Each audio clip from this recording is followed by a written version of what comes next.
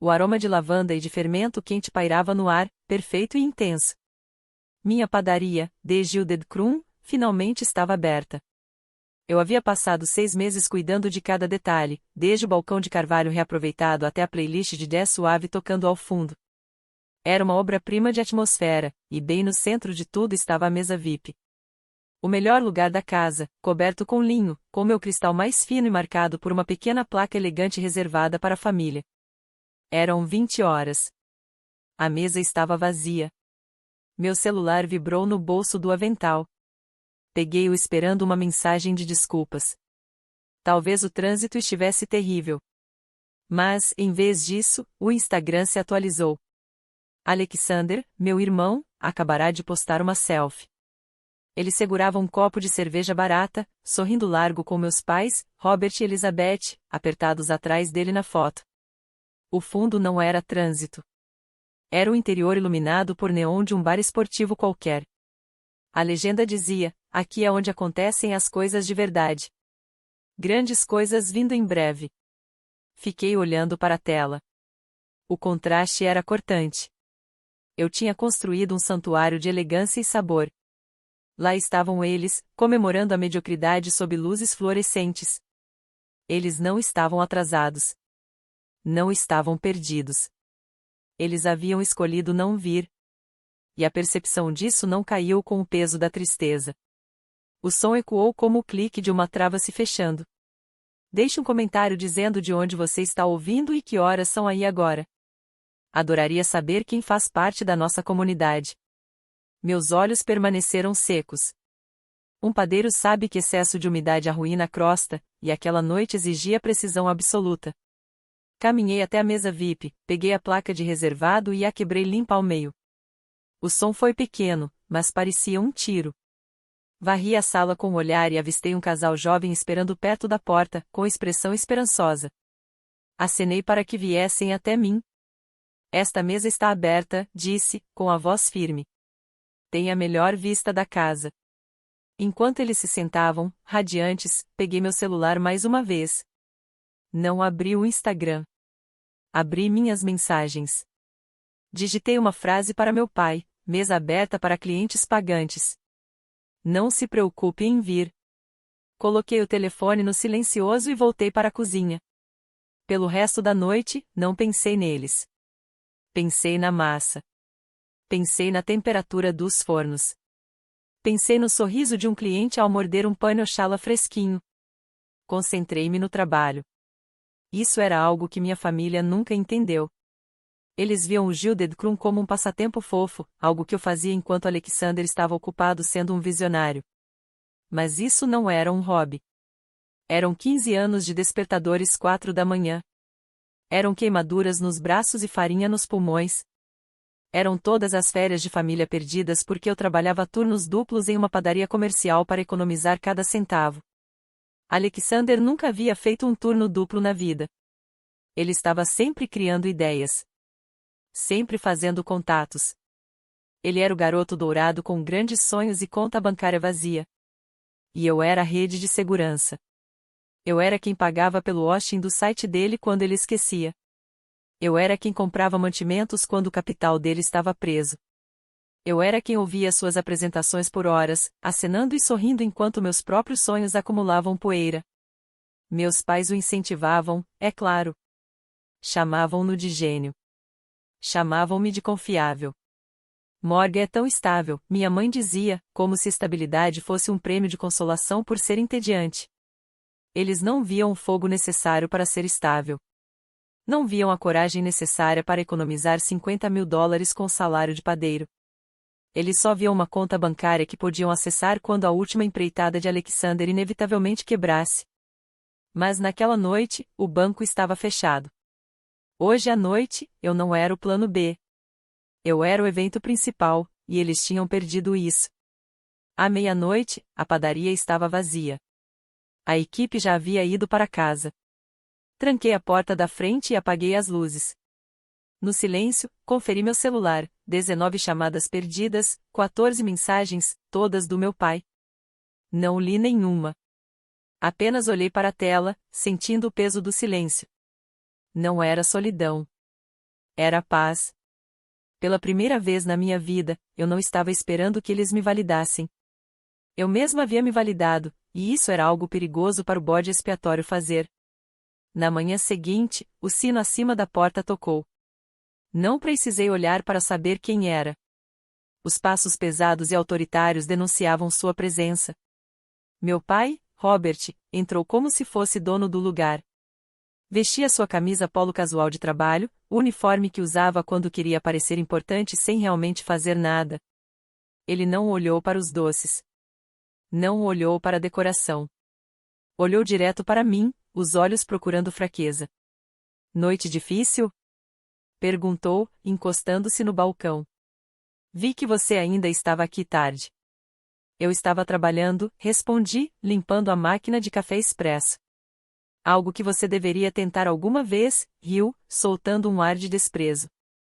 Sempre com essa atitude, Morgan. Olhe sobre a noite passada. Não queríamos perder a inauguração, mas Alexander tinha uma oportunidade enorme. Alguns investidores anjo estavam naquele bar. Tínhamos que apoiá-lo. Era networking.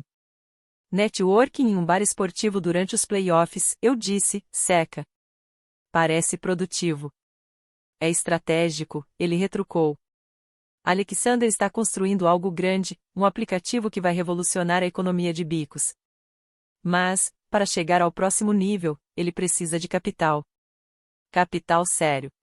Ele fez uma pausa, esperando que eu perguntasse quanto. Não perguntei. Continuei limpando.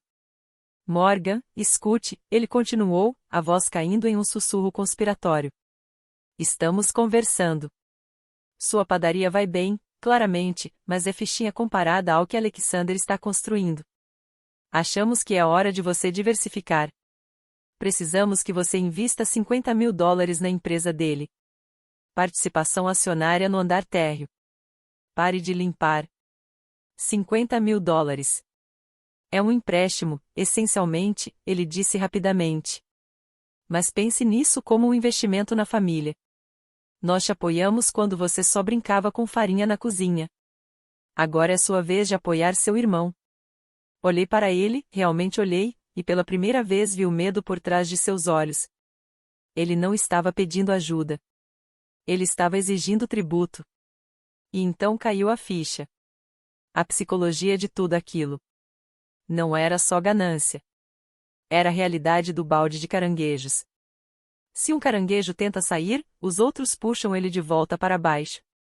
Meu sucesso não era motivo de orgulho para ele. Era uma ameaça. Minha padaria, minha independência, minha competência, tudo isso destacava o fracasso de Alexander. Se eu tivesse sucesso por meus próprios termos, provava que o garoto dourado deles era apenas um objeto brilhante sem substância. Para manter o mito da família, precisavam me arrastar de volta ao nível deles. Precisavam do meu dinheiro não apenas para salvar Alexander, mas para me sabotar. Não, eu disse. Com licença. Não. Repeti, com a voz calma. Não vou investir e não vou emprestar. O banco está fechado, pai. O rosto dele escureceu. A máscara de pai preocupado caiu, revelando o valentão por baixo. Você nos deve, Morgan. Nós te criamos. Nós te alimentamos. Toleramos esse seu passatempo. Não seja egoísta. Egoísta? Eu ri. Um som áspero que nos surpreendeu a ambos. Egoísta é pular a inauguração da própria filha para beber cerveja com o filho. Egoísta é pedir $50.000 na manhã seguinte de me humilhar. Cansei, pai. Saia. Ele não se mexeu. Ficou ali, com o rosto vermelho e gaguejando como um motor que se recusa a ligar. Você não pode falar comigo assim. Eu sou seu pai e dono deste estabelecimento. Eu contra-ataquei, contornando o balcão para encará-lo. E você está invadindo minha propriedade. Invadindo? Ele riu, mas o som foi fraco e nervoso. Esta é uma empresa da família. Nós te ajudamos a chegar aqui. Ajudou? Eu puxei um pequeno caderno do bolso do avental. Não era adereço. Era meu livro-caixa. Abri na primeira página. Vamos revisar essa ajuda, certo? 2015, pedi um fiador para um pequeno empréstimo empresarial. Você disse não, porque isso comprometeria seu crédito para o carro do Alexander. 2018, precisei de ajuda para me mudar para minha primeira cozinha comercial. Você estava ocupado ajudando Alexander a se instalar no seu terceiro escritório de startup fracassada. 2020, pedi emprestado $500 para uma batedeira. Você riu e disse para eu arrumar um emprego de verdade. Fechei o livro com força. A única coisa que você contribuiu para esta padaria foi a motivação para nunca mais precisar de você. Pare de ficar fazendo contas, ele rosnou, se aproximando, tentando usar seu tamanho físico para me intimidar. Tinha funcionado quando eu tinha 12 anos. Agora não funciona. Não estou fazendo contas, disse, minha voz caindo para um tom perigosamente calmo. Estou conferindo os recibos. E você está no negativo. Respirei fundo, me centrando. Era agora. O momento que ensaiei 1000 vezes na minha cabeça, mas nunca pensei que teria coragem de executar. Escute com atenção, Robert. Ter acesso à minha vida não é um direito de nascimento. É um privilégio. E acesso à minha mesa requer pagamento, não dinheiro, mas respeito, apoio, decência. Você parou de pagar esse aluguel décadas atrás. Não pode mais viver de graça na minha casa. Você está despejado. Ele me encarou, a boca abrindo e fechando. Parecia pequeno. De repente, a figura imponente da minha infância era apenas um velho zangado e arrogante de camisa polo. Você vai se arrepender, ele sibilou. Quando você falhar, e vai falhar sem nós. Não volte rastejando. Não vou, eu disse. Agora saia antes que eu chame a polícia e mande você embora como qualquer outro cliente indisciplinado. Caminhei até a porta e a segurei aberta. O sol da manhã brilhava forte e implacável lá fora. Ele hesitou, procurando uma última palavra cortante para me lançar, um último gancho para me atingir, mas não encontrou nada. Meu rosto era uma parede. Ele saiu em fúria, resmungando xingamentos. A porta bateu com força e eu a tranquei. Virei a placa para fechado. Depois, apoiei a testa no vidro frio e respirei. Minhas mãos não tremiam. Meu coração não disparava. Eu me senti mais leve. O ar na padaria parecia mais limpo, como se uma névoa pesada e sufocante finalmente tivesse se dissipado. Eu consegui. Eu havia demitido meu pai. Mas, ao voltar para a cozinha, sabia que não havia acabado. Homens como Robert não simplesmente iam embora. Eles retaliam, e Alexander, desesperado e encurralado, estaria logo atrás dele. Eu precisava estar pronta. Isso não era apenas um desentendimento. Era um cerco. 2 dias depois, a padaria estava em pleno movimento. O rush da manhã foi constante, executivos pegando expresso, estudantes demorando nos croissants.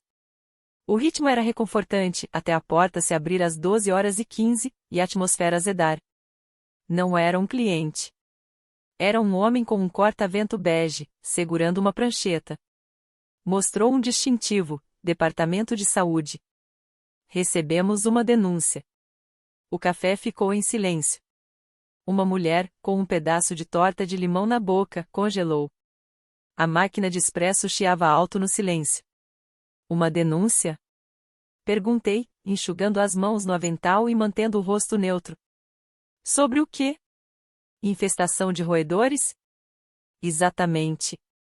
Ratos na área de preparo de alimentos, disse ele, a voz ecoando até às mesas do fundo. Vi os clientes trocarem olhares. Um casal se levantou, deixando os doces pela metade. A humilhação queimava no meu peito, mas eu engoli em silêncio. Isso é absolutamente falso. Minha cozinha é impecável. Você pode inspecioná-la agora mesmo. Ele inspecionou. Por 45 minutos, virou minha cozinha do avesso. Conferiu as armadilhas vazias. Conferiu os registros de dejetos impecáveis. Conferiu os containers de farinha, as borrachas de vedação das geladeiras, o espaço atrás dos fornos. Minha equipe ficou parada, aterrorizada e em silêncio. Eu permaneci de braços cruzados, vendo-o fracassar em encontrar uma única infração. Finalmente, ele clicou a caneta e suspirou. Bem, senhorita Bennet, parece que foi um alarme falso. Sua instalação é uma das mais limpas que vi este mês. Quem fez a denúncia? Perguntei, a voz tensa.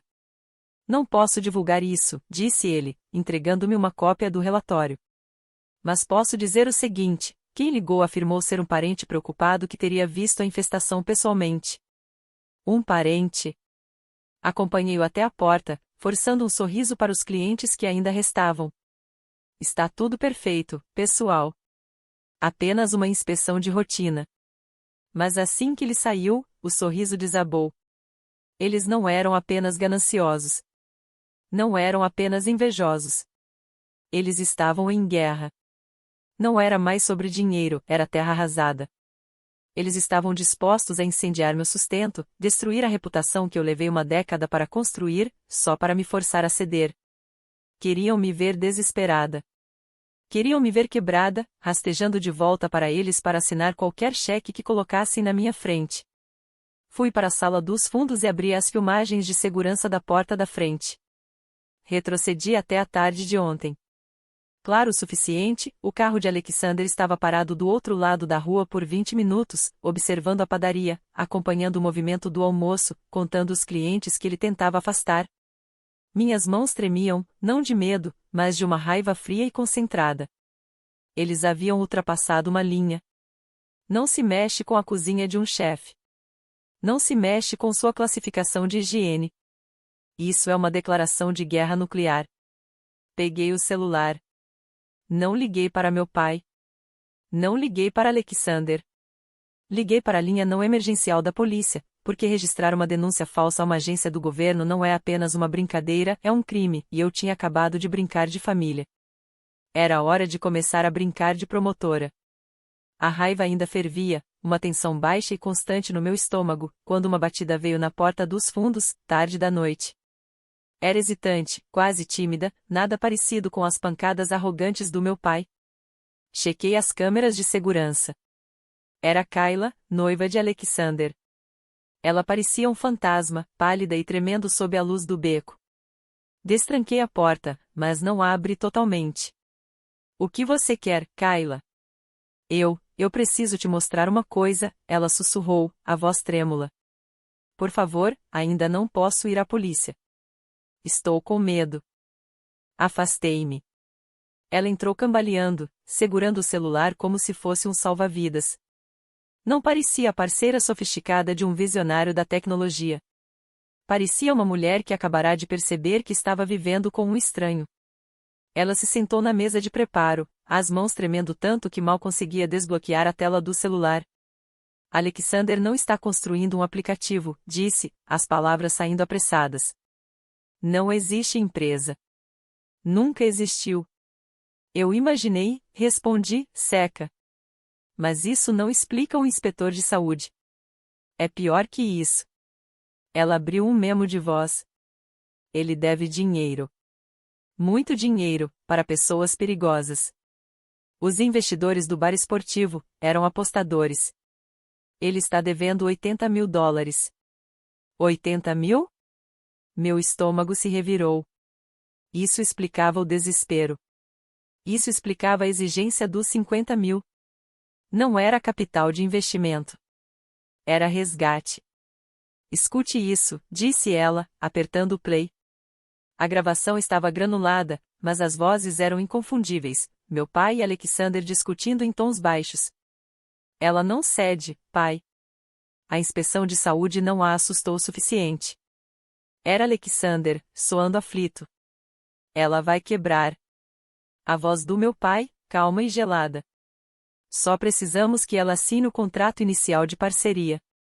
Uma vez com a assinatura dela, usamos a cláusula de procuração na página 12.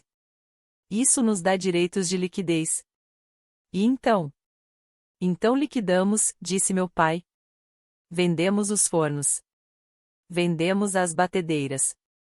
Subarrendamos o espaço. Desmontamos tudo para peças. Essa padaria vale pelo menos 100 mil em ativos. Cobre a sua dívida e ainda deixa um bom lucro pelo meu trabalho. Mas isso destrói o negócio dela. Ela não terá nada. Ela é resiliente. Meu pai zombou. Ela sempre foi boa em recomeçar. Além disso, ela é só uma padeirinha. Sempre pode arranjar emprego em um supermercado. A gravação terminou. O silêncio na cozinha ficou pesado, sufocante. Eu encarei as bancadas de aço inox, os fornos de convecção, as estantes de fermentação. Eles não estavam apenas planejando roubar meu dinheiro. Eles estavam planejando esquartejar o trabalho de toda a minha vida. Iriam fatiar tudo e vender como sucata para pagar pelos erros de Alexander. E então a ficha caiu, o paradoxo do filho de ouro. Alexander não era o bem-sucedido. Não era o gênio. Ele era um parasita. Não criava nada. Apenas consumia. Eu era a hospedeira. Eu era quem tinha valor real, ativos reais, habilidade real.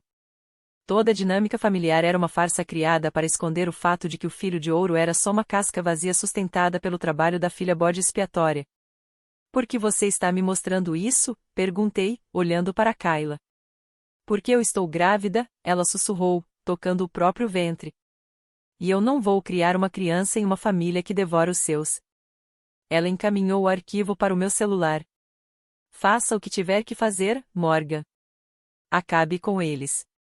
Olhei para o telefone. O arquivo era pequeno, só alguns megabytes, mas era uma arma nuclear.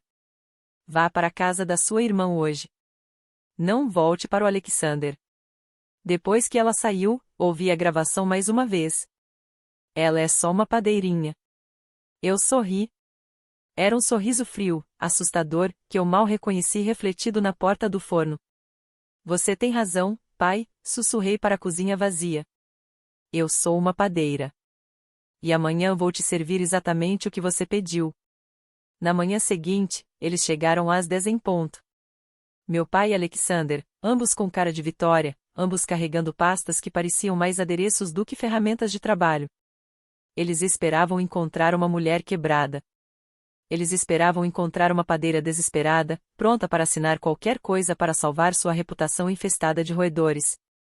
Destranquei a porta e os deixei entrar. Vocês chegaram cedo, disse, com a voz neutra. Queríamos ajudá-la a resolver isso rapidamente, disse Robert, colocando uma pilha grossa de papéis sobre o balcão. A inspeção de saúde foi um imprevisto, mas com esta parceria podemos rebrandear. Recomeço. Fresh start. Alexander já olhava ao redor, fixando-se na máquina de expresso como se estivesse calculando seu valor de revenda. Assine aqui, disse, tocando o documento. E aqui cuidaremos do resto. Peguei a caneta. Olhei para eles, meu pai, que nunca pagava uma conta sem reclamar, e meu irmão, que havia jogado fora seu futuro e tentado roubar o meu. Vocês têm razão, disse. Precisamos resolver isso.